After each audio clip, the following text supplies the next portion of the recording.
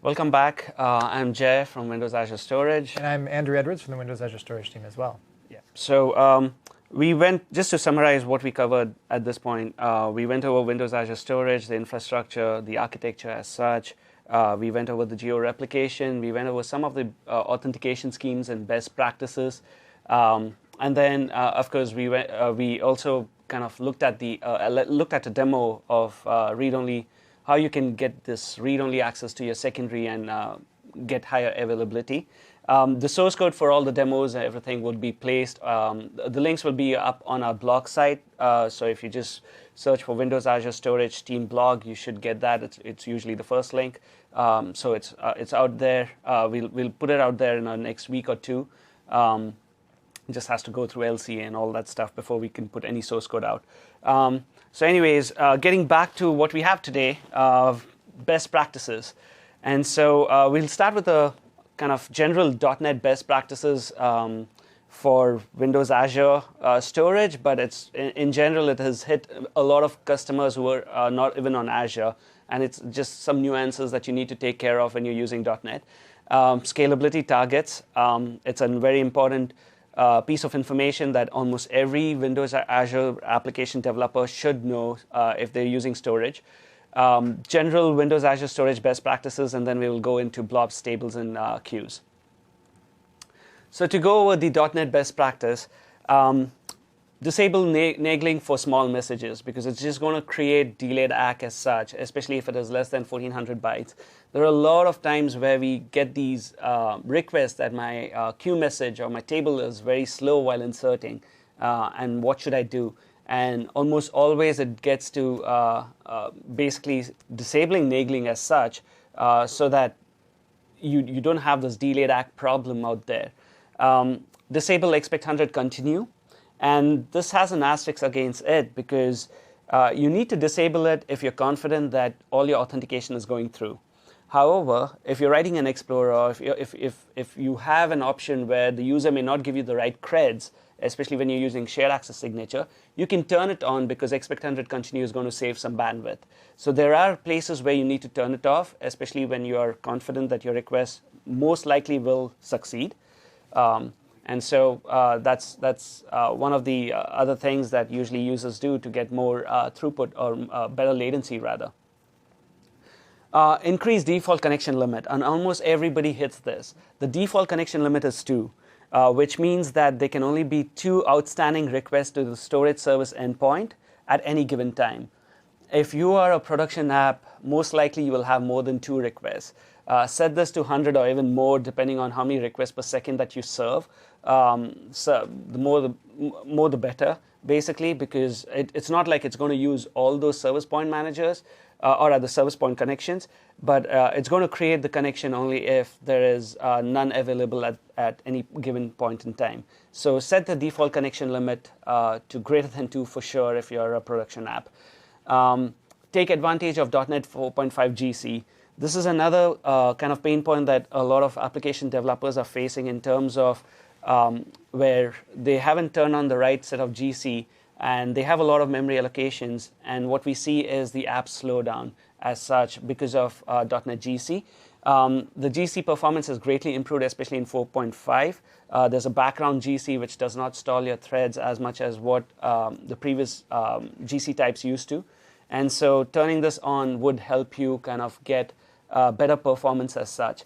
And almost all these problems can be figured out if you go to your storage analytics, and we'll get to that in a little bit.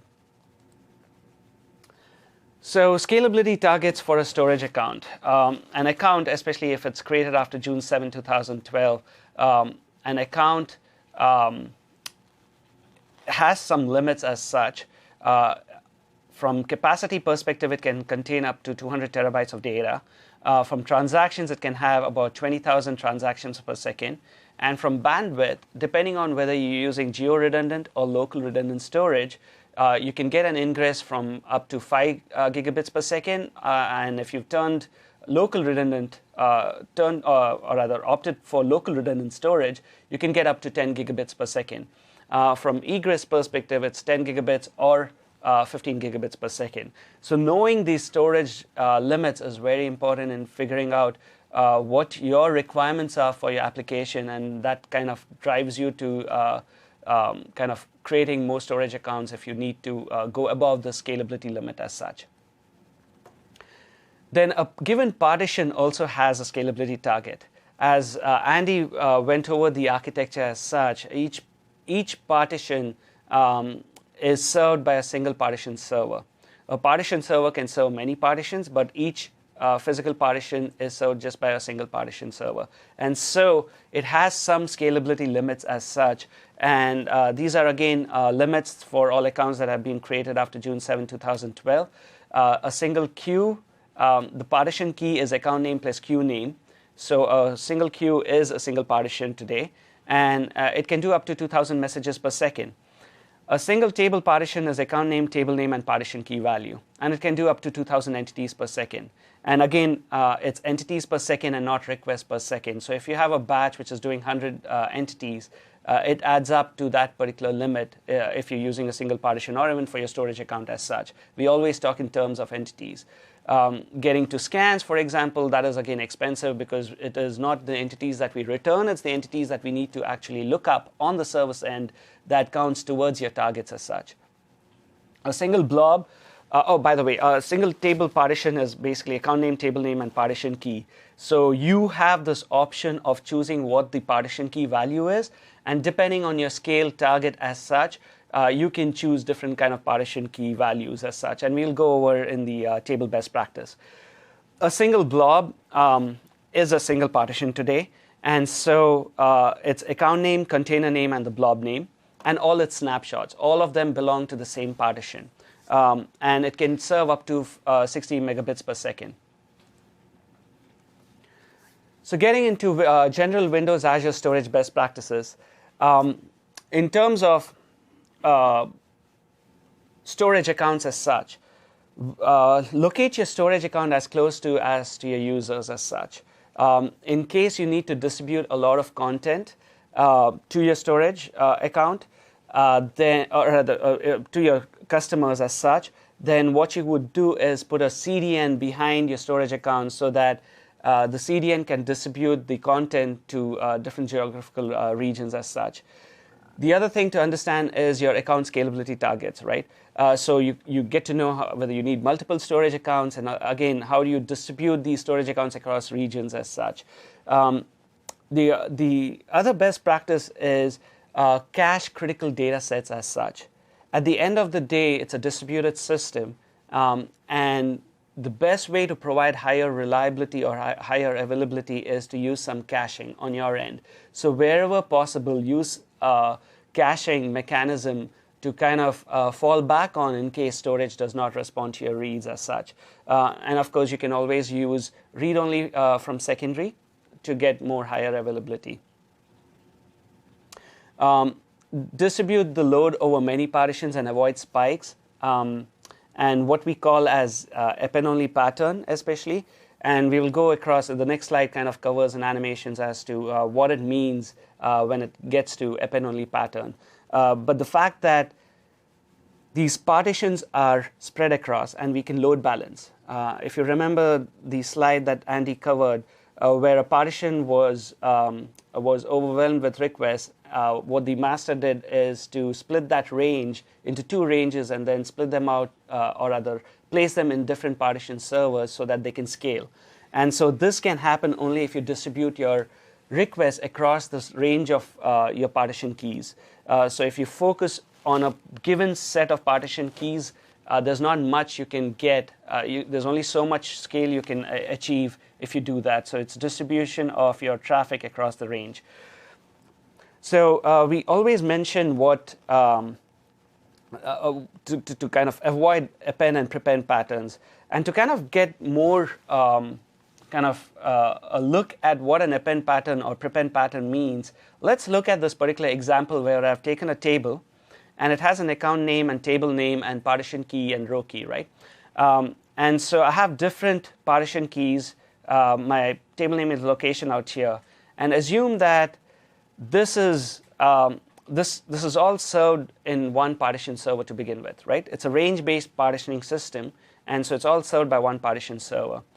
As requests come in, if the partition server is overwhelmed with requests, then what the master does is figure out what a good split range is. It's not necessarily midway through, but what keys are being used, and then it'll select a split range as such, where it's going to now divide this particular range into two, Alaska to Florida and then Georgia through Washington. So you're going to have these two ranges. And once again, if the traffic continues to grow against the second one, it's going to split again. Now, if your traffic, assume that your traffic is sorted alphabetically on your partition key, right? So you start with Alaska, then go through the next state, and it's kind of sorted as such. This leads to an append pattern where your traffic always goes to this last partition range that we've just created. Because your traffic kind of, once we've kind of split it and moved it across, you would move to the next partition key, and it invariably falls in the last segment of the partition range. So an append and prepend pattern is basically where your traffic pattern is following the sorted order of your partition keys. And so avoiding that would actually lead you to get better throughput as such. Otherwise, you always go to the same partition server for all your requests. And a common thing to do is to kind of prefix or suffix with date ranges and things like that. Your tick count. All these are generally lead to an append or prepend patterns. So there's some way of kind of getting away with kind of making sure that you can distribute by using some hash distribution would be good. This problem is not specific to Windows Azure Storage as such. It is with any range-based partitioning system. And so we follow range-based partitioning system because now what you could do on your end is if you really want to scale out, you can hash your partition key, but also get this locality benefit where you can list your objects efficiently as such. And that's the reason why we follow range-based partitioning system. So we can provide listing functionality for our users. Continuing with the best practices, obviously use HTTPS. I think at least this is made into at least 4 or 5 different slides, and so hopefully that tells you how important it is to kind of use HTTPS, especially if you're dealing with data that needs to be secure. Optimize what you send and receive. It's kind of intuitive out there. It's obvious. But what can you do to kind of reduce the data that you send or receive over the wire? One of the things for blobs, for example, you can use range reads to only read the data that you want to consume, or have efficient continuation in case of failures rather than re-downloading this entire 200 gigabyte blob or 1 terabyte page blob.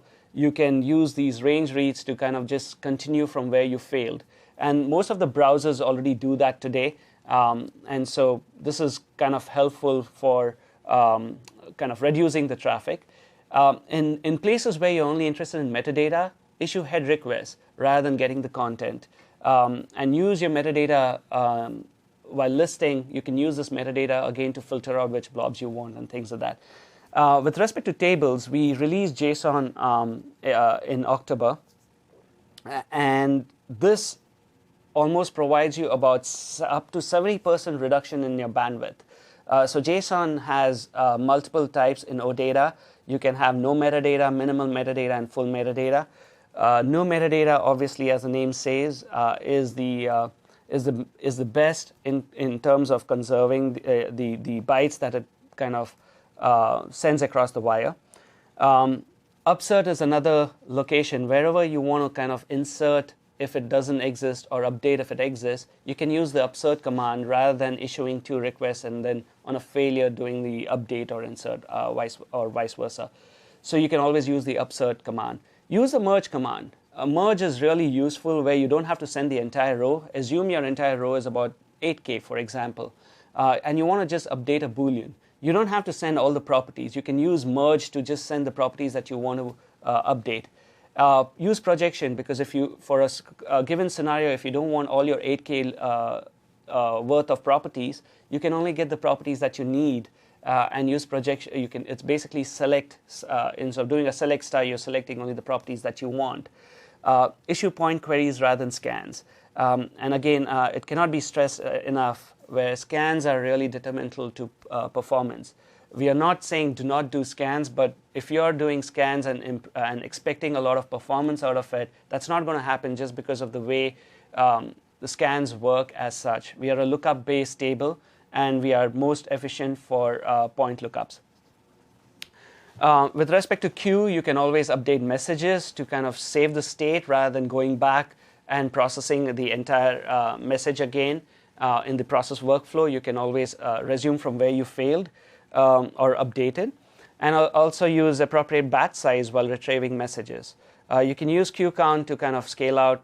You can use also the DQ count to figure out if you need to increase the visibility time when you're dequeuing a message and things like that. So you can obviously use all these things to kind of scale better. Control parallelism at the application layer.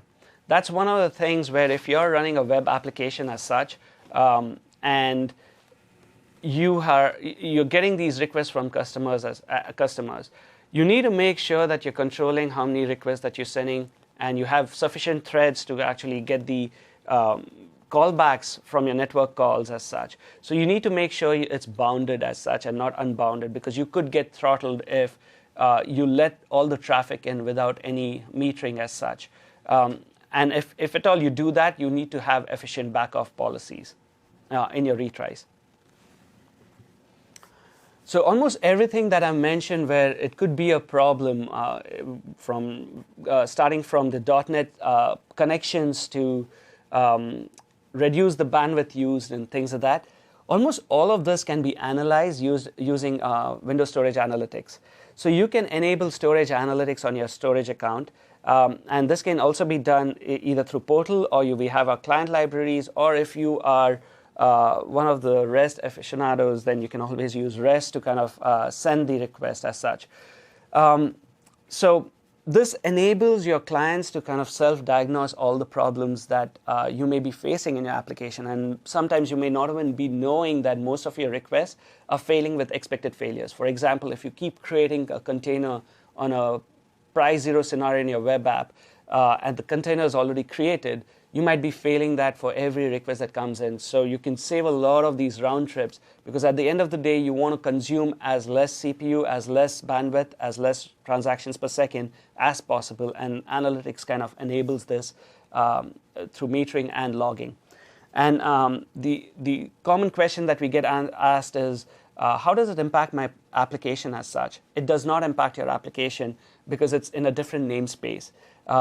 It's only when you read it for your own consumption that's in your scalability target limits, but generation of analytics is not going to impact because it's a different namespace.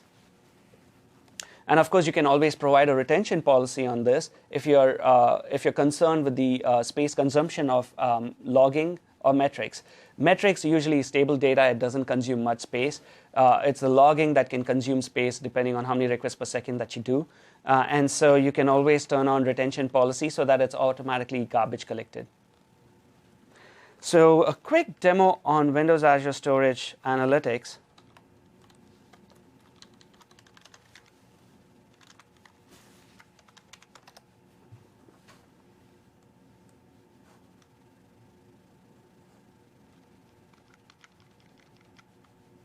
I have this particular Java program that I've written which kind of downloads all the blobs. And if you remember in the previous demo, we said that every storage request can take client request IDs.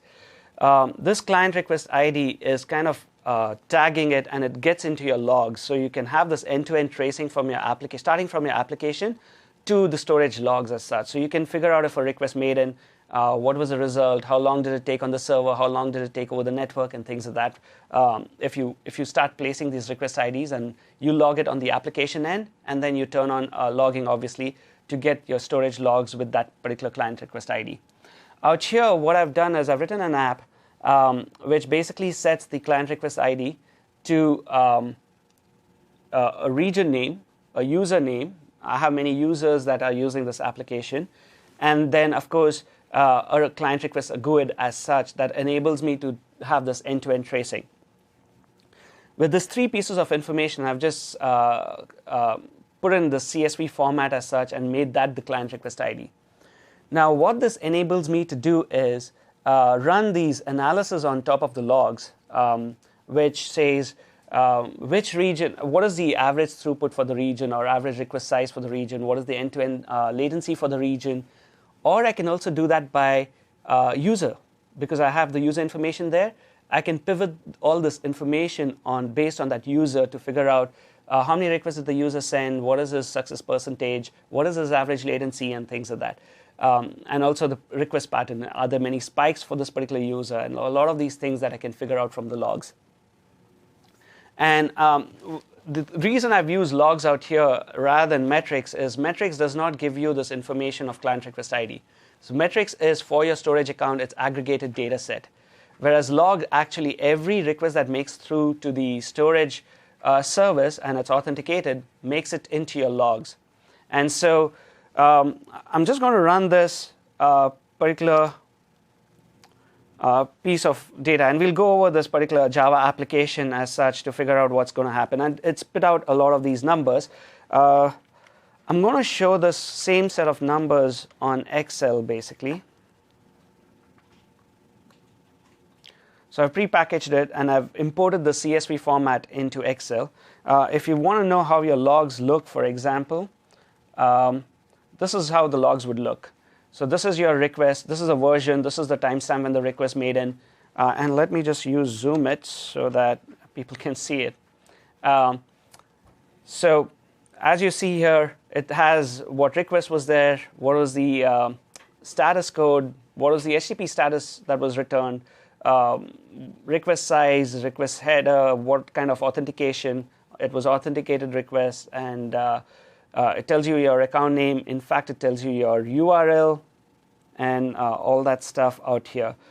In addition, it also gives you your request ID. For example, out here, what I've done is this was used for my read-only from secondary. I had, if you remember, I had RAGRS and then comma separated with a client request GUID. And so this has made it in. So for example, if a request doesn't make it to a primary, I can at least come here and figure out if the request succeeded on the server or it never made to storage service as such if it is missing out here. And so these are various things that we can obviously do in terms of analyzing your logs as such. Going back to Excel, and I'm going to just zoom in here once I get to the right.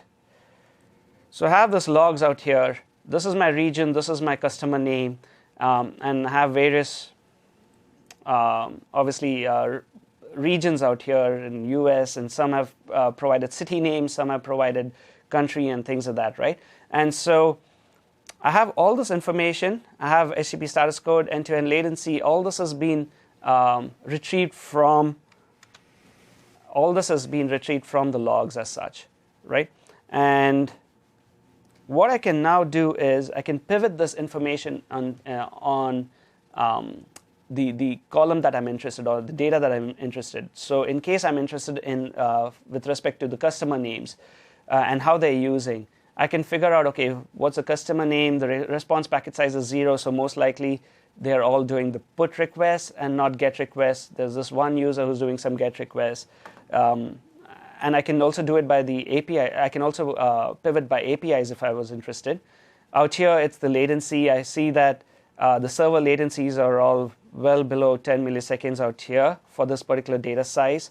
And the out here, it's just telling me what the sum of response packet sizes are and things like that.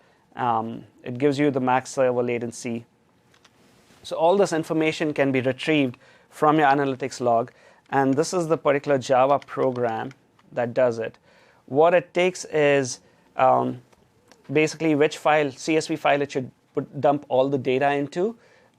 It takes in your connection string, and then you can also provide it a prefix if you're only interested in a given time range. When I ran the program, I didn't provide it a time range. I wanted to go over all the logs that it has and do this analysis as such. It will be wise to actually provide a time range in a practical purpose, but I don't have that many requests, so I just went and processed all the logs as such. And once you give this prefix as such, what happens is it's going to start downloading the files using the Java storage client library. It's going to create the account. It's going to create the blob client container. It's very similar to the .NET library as such. All our libraries that we've been developing, we want to have the same look and feel in terms of API set. Obviously, it has to give you the feel of Java language. It uses the Java best practices. But in terms of the API set, it's all the same that we want to start providing. So if you can upload a blob in .NET, we want to provide the same in Java too, obviously. So this, given a prefix, it's going to start downloading. It's going to list all the blobs using the list API, which takes a prefix.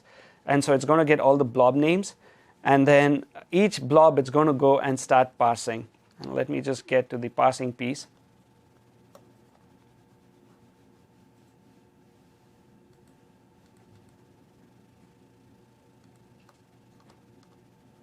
So this is where it's going to start parsing all your requests into the format that I need. So it's going to take each individual field out, and then it's going to start parsing that data out and then printing it into the file and also into a buffer, which can be dumped into a log file. And so this is kind of the Java program that I just ran out here. This is the logs downloader, and of course, you have stats, which is creating all the stats pivots that it needs to. If you saw in the command line, it spit out a lot of these numbers in terms of mean, average, and things like that. So it's just going to calculate these based on the request that it gets. Today, it's pivoting based on the customer name and region, which I was interested in, and which I'm populating in all the request headers. And so that's the analytics demo. One of the things that I wanted to also cover, going back to this, is how do you build resilient systems as such? Obviously, we covered rely on caching. It is really important to figure how to use the caching layer to kind of get higher availability as such, or even higher transactions per second than what a storage account can give or a partition can give. Use storage analytics to learn about your usage, understand the limits of a single storage account and partition. We went over that. Avoid unnecessary round trips. Continuously monitor your logs for anomalies. For example, you can, if you're given out a shared access signature, you can always figure out if it's being accessed the way you thought it was being accessed through your logs. So going and looking at your logs and getting this information out of your logs by using htInsight or whatever it is out there that allows you to do some map reduce over these logs will be beneficial for your system as such. And of course, efficient retries. For example, if you're using a background job, use exponential backoff. If you're using websites, obviously exponential backoff is not a healthy backoff strategy for a website because your user is not going to wait for you that long. So use a constant backoff depending on what your SLA is to the customer and have a fast failure path. But in the background, you can always go and populate your cache, for example. So caching is a great example where a lot of websites internally built on top of Windows Azure Storage are using to serve a lot of these requests in case storage does not return on time. And of course, use secondary for higher availability. Getting to blob service best practices as such. One of the first things that I would like to mention is avoid small range reads on large size blocks. For example, if you are uploading a blob that needs to be streamed through some media player, most of the media players ask for small chunks, right? A second chunk of video or 2 seconds chunk of video, and they keep streaming this in range and buffering it. And so if you have uploaded the blob, let's say with 4 megabytes, and then doing small reads, that's not going to be efficient as such. So make sure that your read sizes based on what you have matches kind of what you put out there for your block sizes as such. How do I upload one of the common questions we get is, how do I upload this entire folder that I have the fastest to the cloud? The best way is to upload multiple blobs simultaneously. Rather than using the concurrent workers to upload a single blob using block upload, you can actually upload these multiple blobs simultaneously, of course, being wary about the bandwidth that you're consuming, and then upload these multiple blobs to the storage account. That gives you the best throughput as such. There's another thing too, Windows Azure import-export. Use that if you have tons of data that needs to be put into storage. And it's in preview mode, and you can always go to the portal and submit a request for import-export tokens. How do I upload a single blob the fastest? So it's more latency perspective. The fastest way is to do parallel block upload as such. But remember that your scalability target is 60 megabytes per second. It can go up to 60 megabytes per second. And so if you want faster than that, you almost have to design a solution where you're uploading multiple blobs. There are two pieces of information always, concurrency and parallelism. And this is what we covered out here. Concurrency is multiple workers uploading different blobs. Remember, a blob is a partition key. So logically, it'll go to different partitions, different logical partitions. And our load balancer can better spread or split these partitions to match your throughput needs. Parallelism, which is using multiple threads to upload blocks in parallel. So just to give you a feel for what it means when you use concurrency or parallelism. Concurrency is multiple blobs, parallelism is multiple threads for a single blob. If you use one thread to upload one single blob, you get about 13.2 megabytes per second. If you use one blob, but you parallelly upload it, you get up to about 50 megabytes per second or 51 megabytes per second. However, if you're uploading multiple blobs using 30 concurrent threads, so your 30 blobs that you're uploading, you can get up to 96 megabytes per second. And this is all, this actually was on an XL VM, which is saturating the single XL VM. It's been run on a single VM. So why is C1 P1 actually so drastically different or slower from C1 P30 or C30 P1? Obviously, single TCP connection is bound by some delays as such. It's bound by your RTT and rate control as such. So creating these multiple connections actually give you a better chance to upload and download faster. And again, P30, C30 was almost twice as fast. And it gets back to the fact that if you're hitting multiple blobs, it's better for Windows Azure storage as such, where it can load balance. While downloading, similarly, concurrency 1, parallel 1, I can get up to 96 megabytes per second. But if I try to download various blobs at the same time, obviously I can go higher. With respect to table service best practice, use JSON over Atom Pub, up to 70% reduction in bandwidth, and we'll quickly see that. Critical queries, select partition key. Basically, these critical queries in your application is what you'll have to start thinking about so that you can select your partition key value and row key to avoid these hotspots that we're talking about. Distribute your traffic across the partition range. And table scans are expensive, and so avoiding them at all costs will be good. The reason is because it's the number of entities that we have to do IOs on that counts towards your scale limits.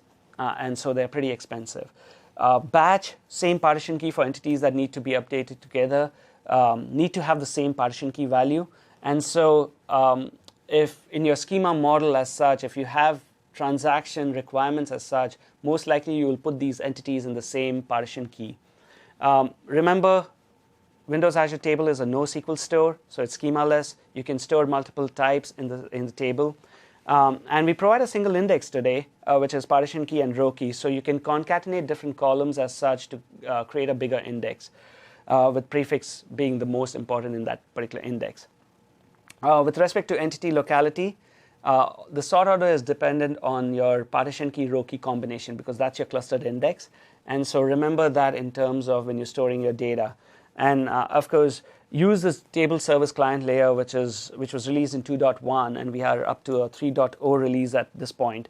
It provides a dramatic performance improvement, and also it has JSON by default for the 3.0 library. So quick demo as such. I'm going to remove all these things here because I want to just concentrate on the first flow. I'm going to zoom in a given second.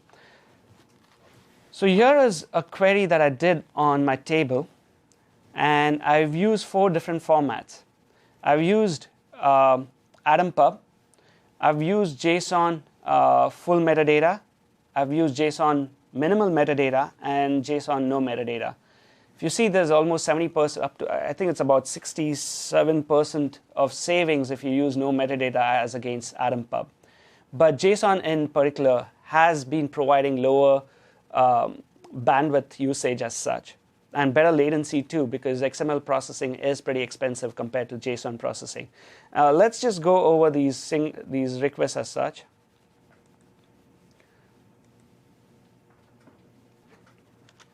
So if you go out here and look at this particular accept application JSON, OData equal to minimal metadata for the first request, which is 132K. This OData format as such is what can be changed to minimal, no metadata, and other things out there, like no metadata, full metadata, and minimal metadata. If you go for this, and this one does not have any format requested, so by default it is sending AtomPub, or you can request for AtomPub in a similar accept format. So this is just to kind of give you a feel for how fast JSON can be, just because of the amount of bytes transferred over the network and also the processing speed of JSON.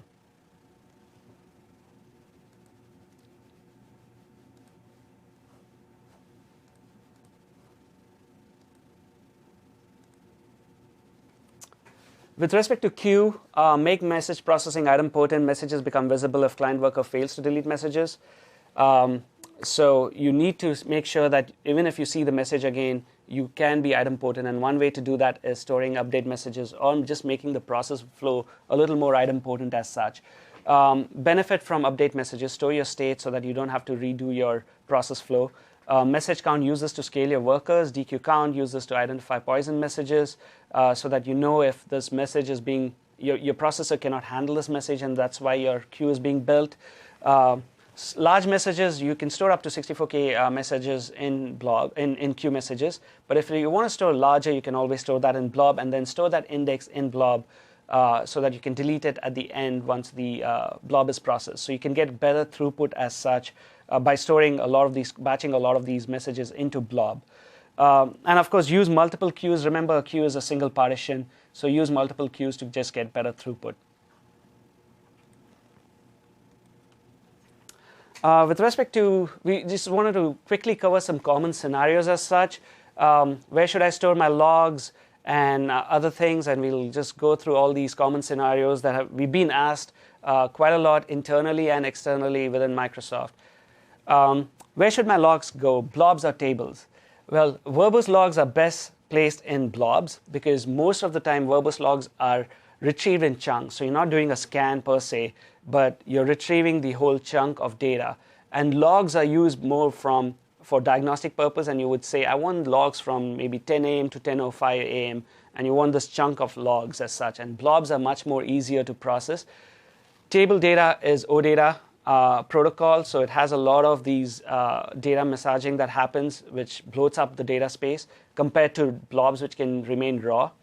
You can also compress it and store your blobs as such. And binary format doesn't have to be encoded or anything, which needs to if you're storing it in tables. So use blobs for storing your verbose logs. However, there are these alerts or errors that you may have in your system. You can queue them in a system so that you get more direct access, and it's searchable and things like that. So queue this alerting, and this alert can now go be processed almost in real time if you're using some queuing mechanism. And with respect to verbose logs, obviously you can use a single writer per role instance and buffer this data, and then keep writing these blocks based on some size and time-based limits, and then when it gets to a certain size, the blob gets to a certain size, you can commit the blob. So this kind of gives you an efficient way from cost and from performance perspective. The other question we get asked is, how many storage accounts would I need? Well, understand the limits of a storage account, and you obviously know your application the best as to what throughput you require from your storage account as such. And so creating only the number of storage accounts that you may need for the near future would be the best way to proceed. But once you do that, how do you grow, right? There are multiple ways of growing your storage account. Assume that you are servicing your users as such. And if the users all have a limit, you can do the math and figure out how many storage accounts or rather how many of your users can fit in a storage account, and then have this pool of storage accounts. And so when the pool gets exhausted, you can start creating new storage accounts for your new users. So that would be your option one, where you use this map of your username to a given storage account. There's a second scenario out there where you want these user data is not bounded. They may grow. Certain users may grow by far a lot more than certain other users. In this case, what you can do is you can restrict that user to use certain containers and put some restriction on that container. And now you can map the username container to your storage account, so you can keep growing. So whenever he reaches a limit, you can start creating new containers as such and keep growing your pool of storage accounts in that fashion. There is also a hash-based partitioning system, a consistent hash-based partitioning system that you can use, where you use a consistent hashing mechanism to figure out which storage account you need to go to. The downside is when you add more storage accounts, you need a way of migrating your users as such. Certain portion of your users need to be migrated. So that's something which usually applications find it more tough to handle. So using some lookup-based seems to be more easy, or at least more popular amongst most applications that are doing this today. What is the best way for users to upload, download data from storage? We have release cores, and so now what you can do is have your web app directly communicate to storage as such through the browser. So your web app will use cores. Your web app will use a storage account where cores is enabled, and then when you serve this web page as such, you will provide a SAS token for that resource that needs to be uploaded or downloaded, so that the browser being used by the user directly interacts with storage, and you're not acting as a proxy. Why is this better? Less number of hops, and also your application does not have to scale as much as what storage does today. And so this provides the best way to kind of scale your application. What is the best way to pre-process resources being uploaded? There are a lot of scenarios today where you need for example, encoding of images or compression of files and things like that, where you want to store the compressed file, not the raw file, and you want to give this as a value-added service.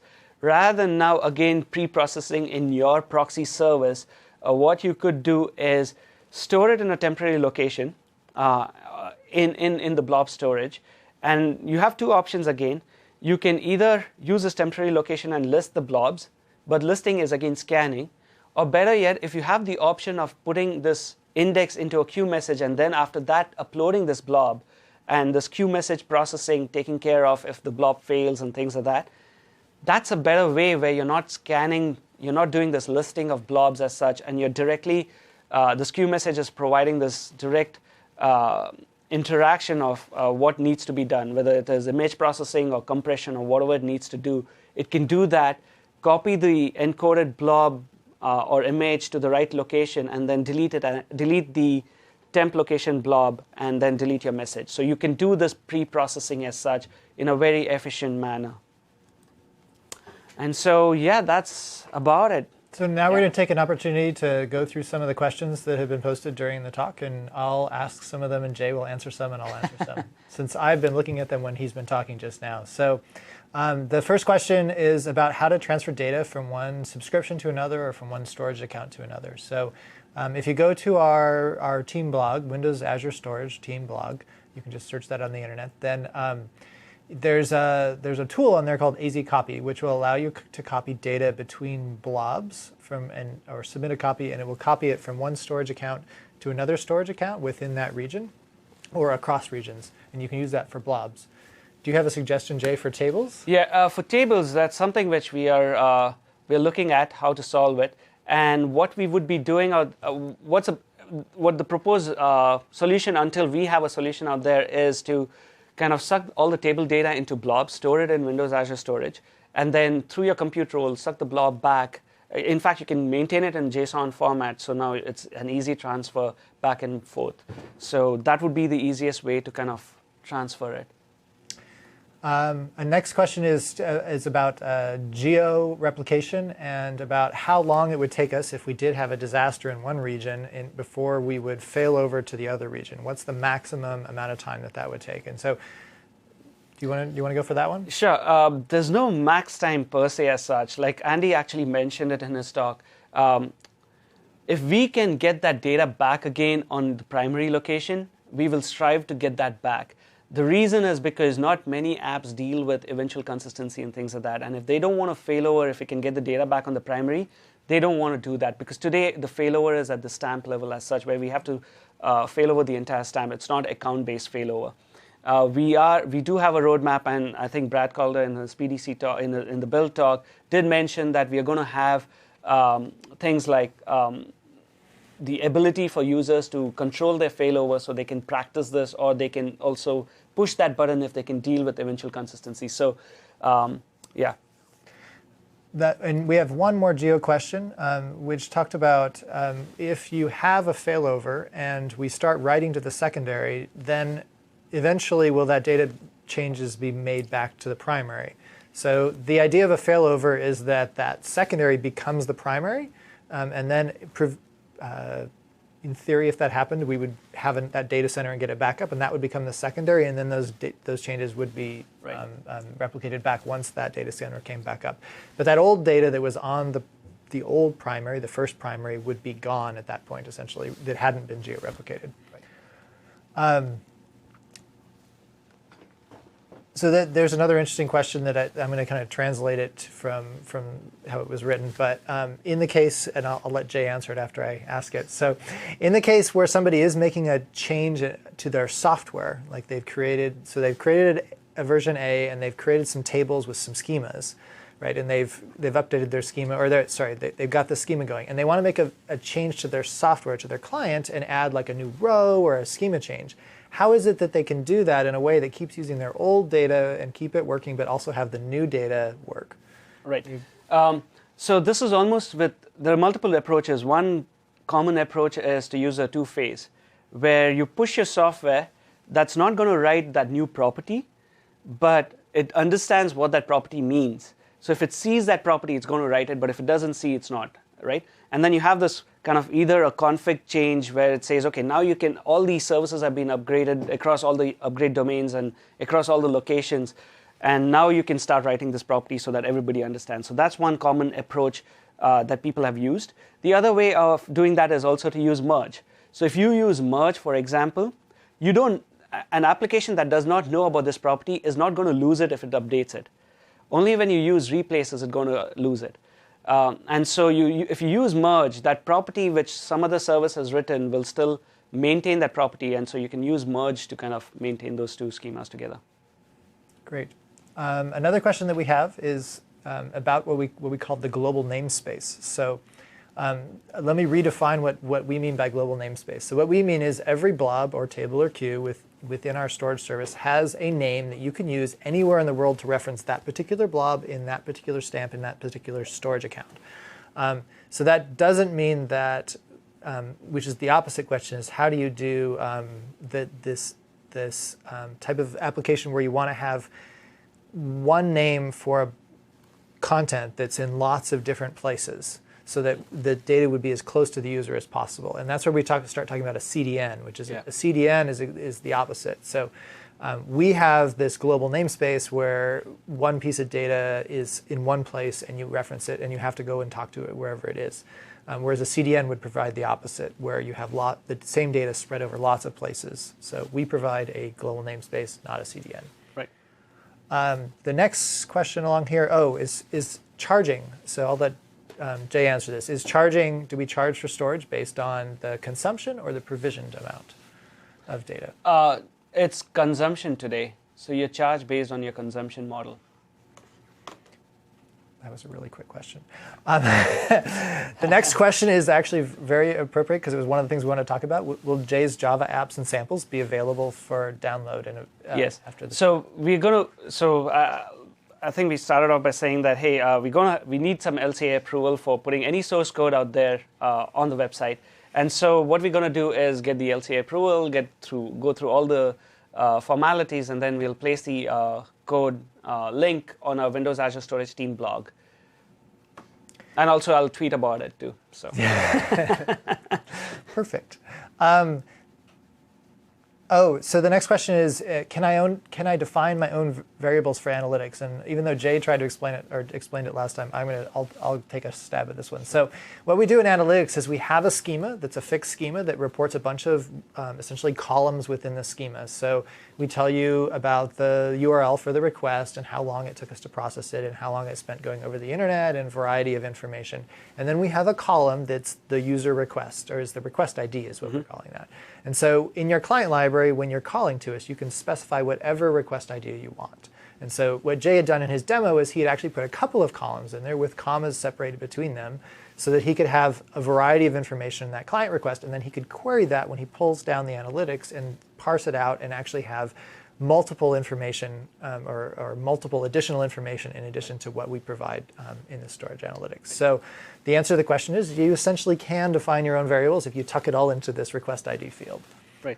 The other thing which I want to mention, there is two request IDs out there, one which server provides and one which client provides. The best practice, again, to reiterate, would be for your application to log the client request ID, and then in the analytics logs, you get both the service request ID and the client request ID. So you can have this end-to-end tracing per se with analytic logs.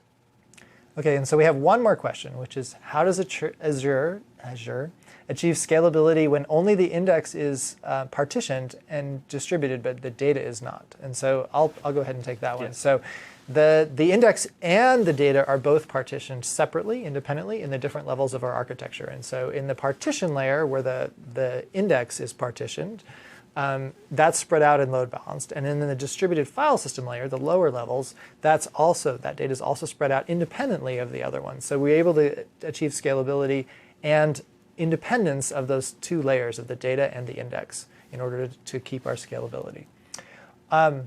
With that, we're out of questions. So we, again, will remind you that there's this Windows Azure Storage Team blog that has lots of information, a variety of samples and demos and things that we've done over the years. And we continually are posting new information there, and we'll put Jay's demos up there eventually.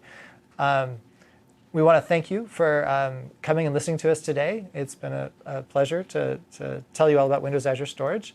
And we want to remind you that there was a change in the schedule.